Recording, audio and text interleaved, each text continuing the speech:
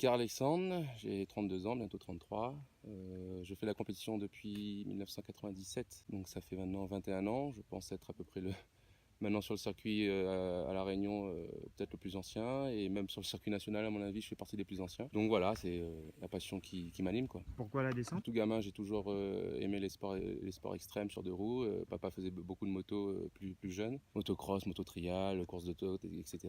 Et puis à un moment donné, il s'est fait mal au dos, donc il s'est acheté un vélo. Avec le frère aussi, on a eu un vélo, puis on a commencé à rouler comme ça. Et puis il a commencé à faire une compétition ou deux. Et voilà, nous, dès qu'on a pu faire de la compétition, j'ai commencé directement par la descente et le cross-country. Ma première compétition à 12 ans, c'était donc sur la piste 6 au Maïdo, sur un semi-rigide avec une fourche élastomère dans la boue, à l'ancienne, quoi.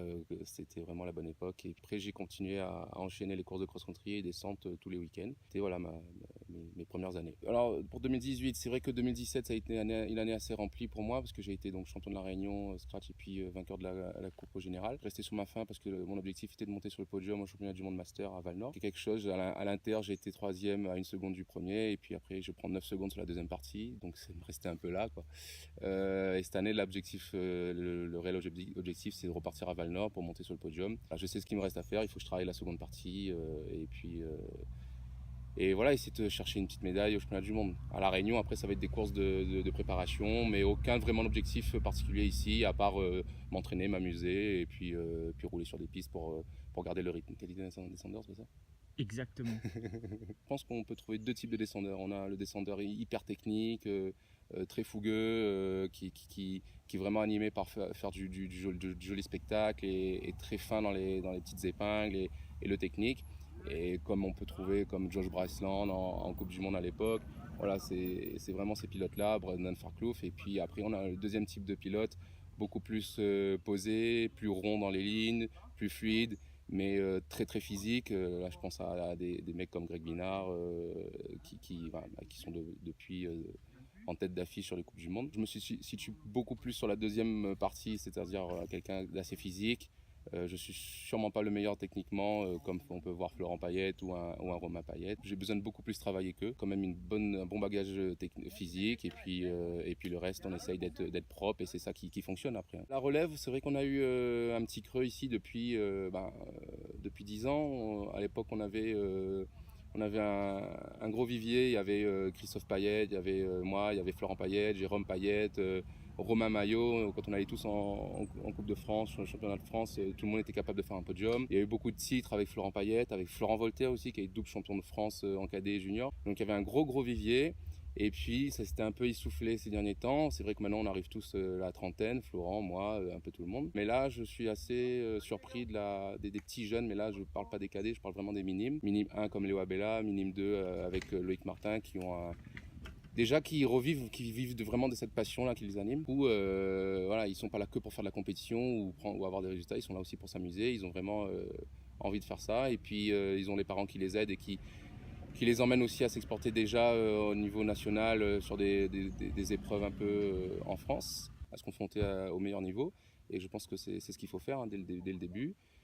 Ils ont des bonnes bases et ils savent qu'il faut déjà commencer à s'entraîner dès le plus jeune âge, physiquement. On voit Léo Abella qui va faire du cross-country, Loïc Martin qui s'entraîne, mais qui va faire un peu de trial, un peu de cross-country également. Donc non, je pense qu'il faut compter sur ces deux jeunes-là. Et tant mieux, parce que dans 2-3 ans, je pense qu'ils vont nous faire mal, nous, au niveau scratch. Si je suis encore là, je suis pas sûr. Mais ouais, je pense que c'est vraiment les deux pépites qui y a à La Réunion. Il faut pas les lâcher, et il faut continuer à les entourer, à leur donner des conseils. Et de leur côté, commencent déjà bien à se structurer, donc c'est top. Est-ce qu'on aurait manqué là de Top 10, c'est ça? Exact. Heureusement. Je sais pas, mais Regarde. m'a regardé tout le bon vidéo, il Fera son entrée dans le top 10 en 2018. Ouais, moi je mise sur Loïc Martin. Il a les capacités. Si déjà en minime 2 il rentre dans un top 10 scratch, je pense qu'il va le faire. C'est vraiment bien pour l'avenir. Donc voilà, ouais, Loïc Martin. Qui va en sortir, ouais, difficile à dire, mais je vais dire Romain Payette, puisqu'il va en faire qu'une. Moi, l'entraînement, ça me parle beaucoup, parce que c'est vrai que depuis tout jeune, j'ai suivi des programmes d'entraînement. On a été avec Florent, on avait été dans le team cycling. On avait donc un entraîneur, un préparateur physique, Et c'est quelque chose qui nous avait beaucoup apporté. J'ai continué à travailler sur ces bases-là et c'est quelque chose que j'aime beaucoup, la préparation des courses. Je travaille beaucoup en muscu, en PPG 2 fois par semaine. Donc un peu de crossfit, un peu d'entraînement muscu, force et vitesse. Un entraînement d'endurance et un entraînement plus spécifique où je fais davantage de lactique en fractionné. Et puis après on essaye de rouler sur tout le week-end avec Alex Cazé, le petit jeune qui monte là. On travaille techniquement et on enchaîne les runs. À la veille de cette première manche de Coupe de la Réunion, comment tu l'abordes? J'aborde souvent les débuts de saison assez sereinement. Je me mets vraiment pas trop de pression parce que je sais que la saison est longue et que souvent mon pic de forme c'est à partir de mai, juin, juillet. En début de saison, on reprend un peu les bases, le roulage, etc. On revoit un peu le vélo. Souvent, certains changent de vélo. Bon, cette année, je garde le même bike. Avec les mêmes repères, donc ça c'est déjà ça de moins à faire, mais aucune pression. Et puis de toute façon, au bout de 20 ans de compétition, on n'a vraiment plus de pression. Là j'essaye vraiment de pousser un peu plus le petit jeune Alex Cazé à prendre le dessus et à essayer d'aller chercher des podiums scratch, quoi. C'est ça l'idée. J'ai vraiment pas de pression et ni d'objectif. Je sais que je vais rouler à mon maximum comme d'habitude parce que j'aime faire une descente pleine, une descente, on aime la descente parfaite.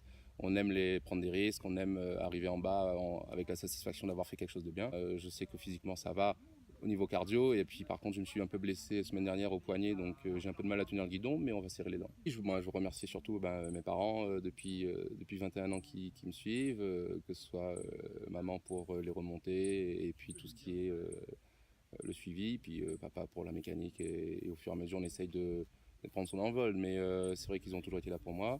Après j'ai eu pas mal de sponsors durant ma carrière. Cette année j'ai plus vraiment, depuis l'année dernière j'ai plus vraiment grand chose. J'ai décidé de rouler pour moi-même et faire un peu ce que je veux. Je tiens quand même à remercier le Yoko Bar à Saint-Gilles, Greg Poulain et Franck pour leur aide financière pour 2017.